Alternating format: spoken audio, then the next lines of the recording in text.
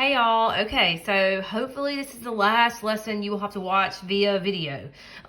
We are on section 3.8 today, and we are going to be talking about direct, inverse, and joint variation. Okay, so let me just give you one or two notes to jot down before we start.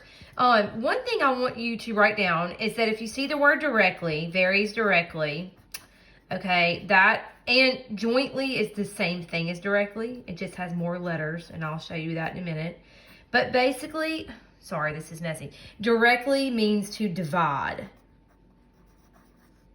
Okay. All right. So if you see directly or jointly, it means to divide. If you see varies inversely, that is going to mean to multiply. Okay, so jot that down on your paper up there. I'm going to show you 1 through 4 in just a second but 1 through 4 to me is not going to make as much sense. It's going to make more sense if we do these first, and then I'll go back up here and show you those. In my head, it kind of makes more sense that way. So let's do number 5 first. Okay, so this is how we're going to do this.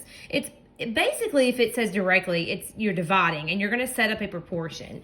It says, suppose y varies directly as x.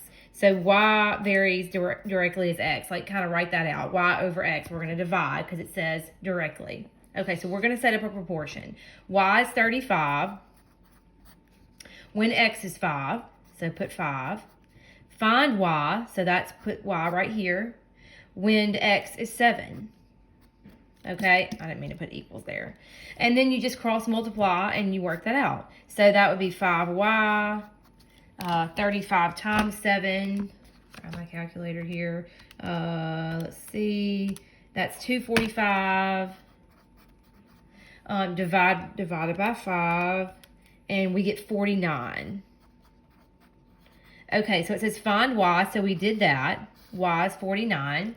Okay. And then also, let's see, what else does it say? Find the constant of variation. Okay. So the constant of variation, basically when you set up the proportion, there's one side that has both sets of information.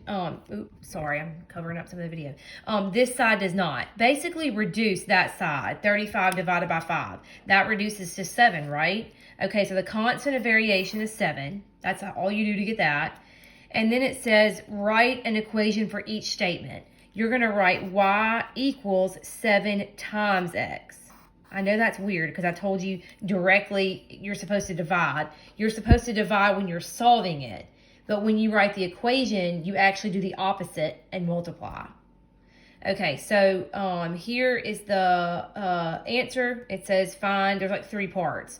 That's the answer, that's the constant of variation, and this is the equation that they want you to write. So it has 3 parts. All right, so that's number 5. All right, I'll go to the next video.